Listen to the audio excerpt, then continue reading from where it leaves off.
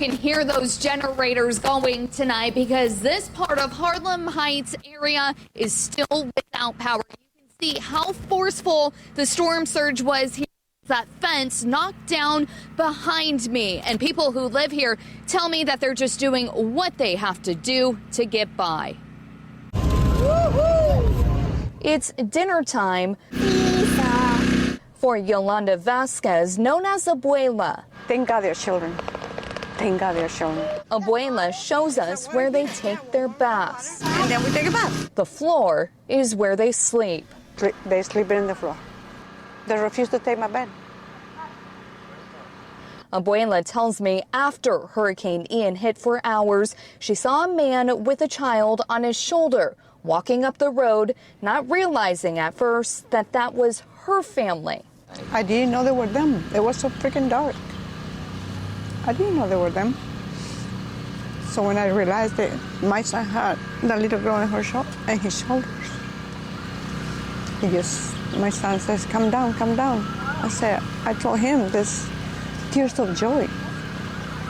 It's just tears of joy. Because they were alive. Yeah, hell yeah.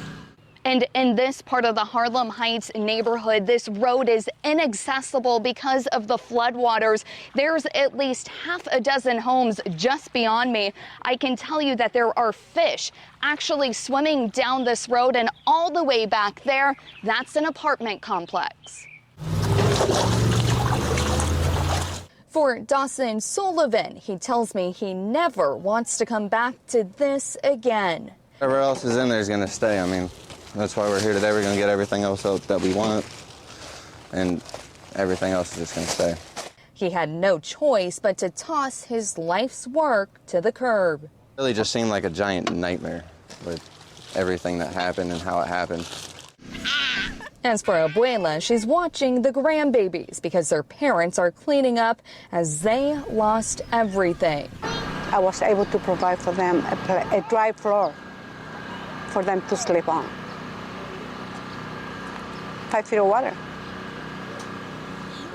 But it's through the eyes of her grandbabies. You're blessed. Yes, very, very blessed.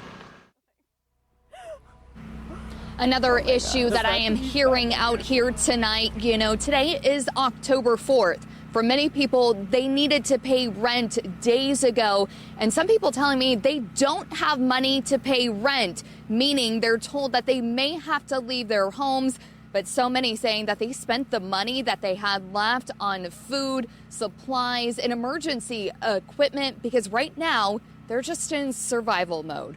Reporting from Harlem Heights tonight, I'm Nicole Grigg for Fox 4.